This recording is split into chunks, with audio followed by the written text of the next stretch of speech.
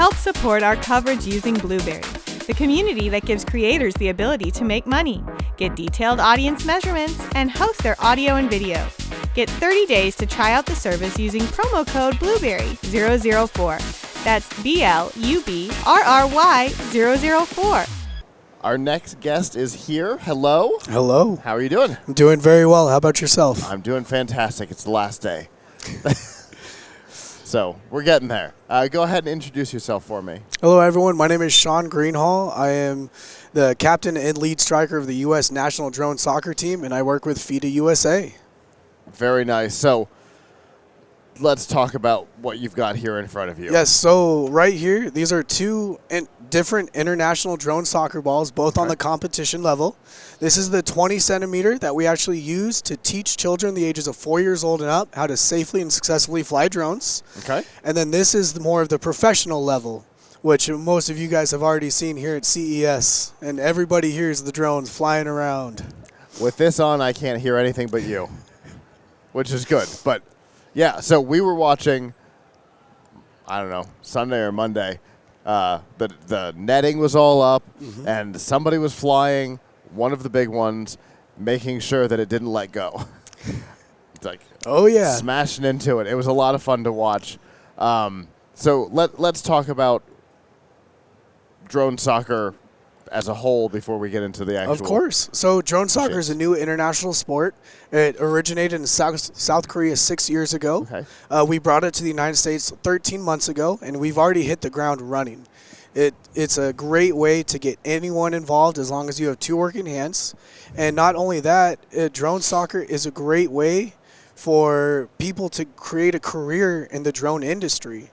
So these drones fly just like DJI and Autel. So as you're flying these drones, you can log your flight time, your hours, STEM, maintenance. So kids playing this game can essentially get a job in the drone industry, making $60,000 or more a year before they even get to high school. Nice. And the game itself consists of 3 3-minute rounds, similar to indoor soccer. So it's 5-on-5, 3 defenders, 2 strikers.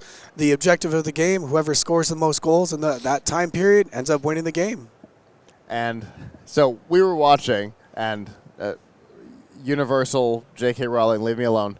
I looked over and I'm like, this is drone Quidditch. That's exactly what it is. That's what their inspiration was. Yeah, because it's way more that than it is soccer, because the things are in the air, because everything's in the air. Yes. And Quidditch is basically just soccer in the air anyway, but there's no brooms. So that's fine. Well, there kind of are. Yeah, they kind of are, essentially. So it's been here a little over a year. We were really enjoying watching the tests, and I know Clinton was really enjoying watching you guys as a whole. How did it end up here? Like, did somebody hear about it and go, we got to get this here? Actually, yes. So in May, that was one of the first tournaments we went to, where Korea was still trying to figure out who was going to be their main source for the United States. And luckily enough, we were there with our CEO, Tim Ingram, who runs the whole governing board of drone soccer in the United States. We were lucky enough to get the contract, and the rest is history. So what does this look like in the United States? So right now, our focus is going through the school system, and that's what pays for a national team to go travel the world, compete. But like I said, we focus on teaching the children how to fly drones. Okay.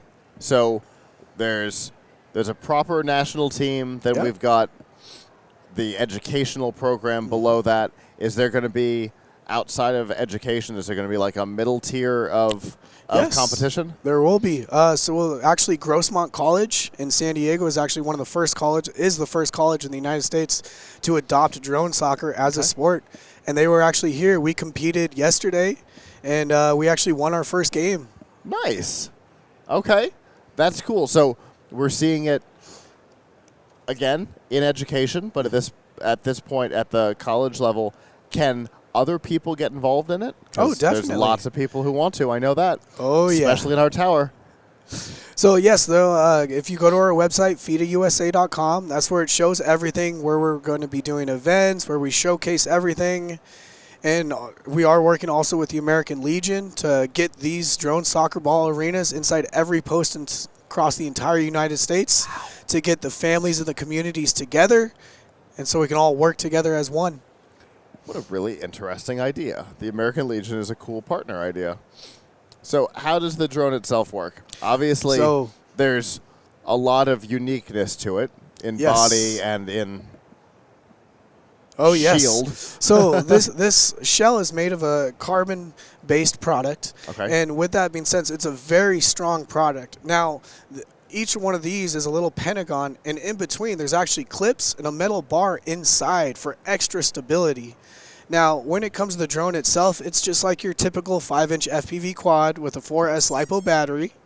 And with that being said, it actually flies in horizon mode, so you control the throttle 100%. You let go, it's going to drop out of the sky. Okay. So it takes a lot of precision, because these will go 80 to 100 miles an hour inside the arena. Woof. So it takes a lot of practice. And right here, what you see, this red light, this is how the referees know what team you're on. It's either red or blue. On the top, this is how the referees see what actually position you play, depending on what color you are. Oh. So you're not going to have a whole lot of colorblind refs? No. Yes. Okay. Very cool. How can people get involved?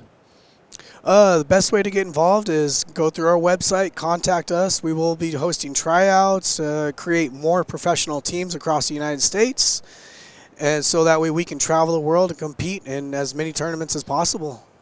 That's super cool. I have to pick this little guy up. Of course. Oh, it's way lighter than I was prepared for. That's good, because you're trying to make it fly. Yes, and that is a very safe unit to fly. So like I said, we teach children the ages of 4 years old and up how to fly. With that one. This one mostly just demonstrations and for the college level. Yeah, that makes sense. Yeah, I would imagine you could do a lot of stuff with this before taking any damage or putting any danger into it. Exactly. Because unless you're actively trying to hurt yourself, you're not going to, bounce this into somebody and hit them with a blade, something like that, which when learning drones can be a huge problem. Yes. Big problem. Or bouncing into TVs, stuff like that. So that's what actually makes our product so unique. Bounce, yep. As opposed to a fast spinning thing hitting a person or an object or something, glass and ceramics going everywhere. Yep. This has got a protective shield for the purpose of the game as well, but it's got a protective shield around it. I can fly that into a wall 200 times. It'll just bounce back without taking any damage. I watched him do something very similar with this. Wow, that's cool. So, used for education, which means people can get a hold of them. Yep. Okay. They can purchase them on our website, FIDAUSA.com. What kind of price point are we looking at for one of these guys? For this one, it's about $350, but that comes with everything you need. The drone, controller, batteries, charging cable for the batteries itself, everything you need to fly. And these are just plug and play. So you literally just plug in the battery, connect the controller, and you can fly immediately right then and there. You don't need to go into beta flight, no tuning, nothing like that. That's really cool. We do a lot of work with drones, and so fascinating. It is completely fascinating. I really like it. I appreciate you coming and showing off and talking about the program. If schools or whatever want to get involved, still back to the website? Yep, back to the website. Best way to do? Best way to do it. Okay. Well, I appreciate it. This is super cool. I look forward to seeing this take off. Pun not intended. That was an accident. Throughout the U.S., I have a feeling this is going to be really popular. Oh, we've been exploding since CES. Fox News was there recording us live, watching demonstrations. We've done interviews all across the world already. We've gotten more exposure than we could have ever imagined, and that's what we're here for. Yep, for sure. Well, fantastic. I'm glad it's been a good CES for you. I appreciate you coming up and showing off. Appreciate the time. Thank you for having me. For sure.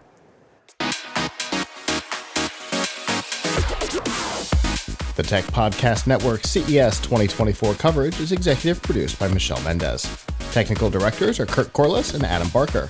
Associate producers are Nancy Ertz, Clinton Millsap, Sergio Velasquez, and Terry Willingham. Voiceover by Aaron Hurst.